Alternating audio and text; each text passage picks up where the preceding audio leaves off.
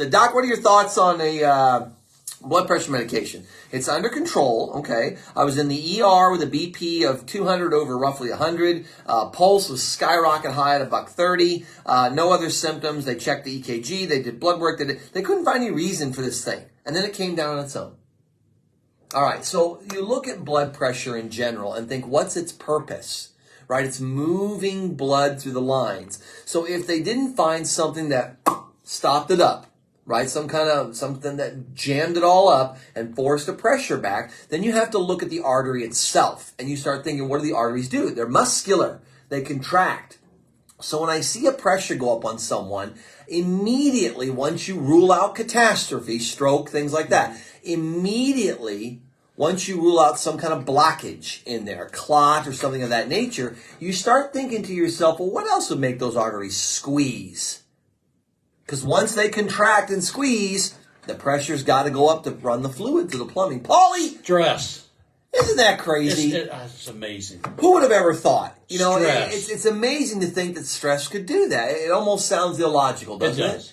But then we look and say, well, gosh, get angry sometime and check your blood pressure. Mm-hmm.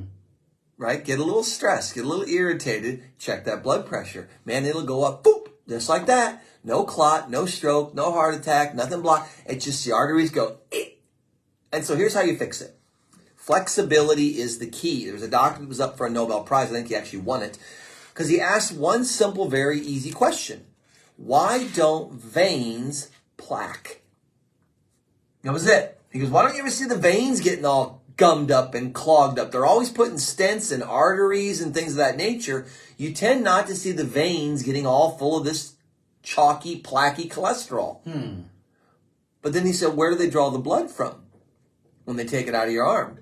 To check the cholesterol, they draw it out of the vein. And I thought, I'd never thought of that. It never even entered my mind. But then I started looking at it. I think, okay, if you take things and you apply it to nature, because we're a lawful universe, a lot of things work the same. So in nature, the fast-moving river is like an artery. The pond on a farm is like a vein. Veins are so slow flowing in their blood that they put these little locks and levees in place so it doesn't go backward. Sort of like a lock and dam. Very much so. Yeah. It pushes it, closes the door. Pushes it, closes it, so it doesn't go the wrong way. Arteries are bang, bang, bang, and shoving that blood along. So what's interesting about this, he just asked that simple question. Because he said, on a farm, who gets the lily pads?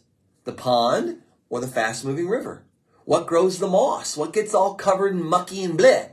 Then why wouldn't it do that in the body too?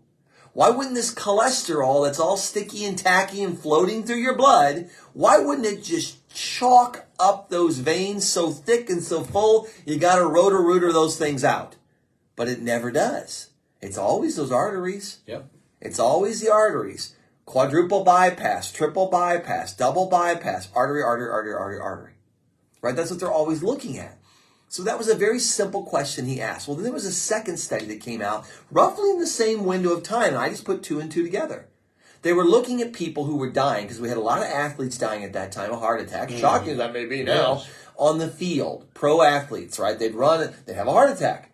And they were looking and they were saying, well, how can someone so healthy end up with a heart attack like this? And so someone decided, let's compare this group of people to people who are really flexible, like yoga instructors and Pilates instructors. And what they found was that the people who were runners, athletes, doing all that stuff, heart attack risk was almost the exact same as someone who sat at home all day on a couch eating Cheetos, drinking beer. But the people who were flexible had 7 times less heart attack risk. And they concluded that flexibility must have had an impact. And so then I came back to this guy's thing, why don't veins plaque, and so on. I thought, oh, the arteries, they're made of muscle. The veins are not. And so if the big muscles in the body are stiff and rigid and tight, then so are the little ones. And if those little ones get stiff and tight, they get brittle, they tear, and they crack. And the body takes cholesterol like drywall paste, and it starts coating those cracks inside a straw. And all of a sudden, that tacky coating starts catching stuff, and the next thing you know, you got problems. So in an effort to stop you from getting an aneurysm and bleeding out instantly, it ends up causing a plaque that can break free and cause a heart attack or a stroke later. Wow. But the real answer to it all, guys, is just get rid of the stress. Put some flexibility back in that body, and you'll be amazed at what it can do with heart problems and all those sort of things.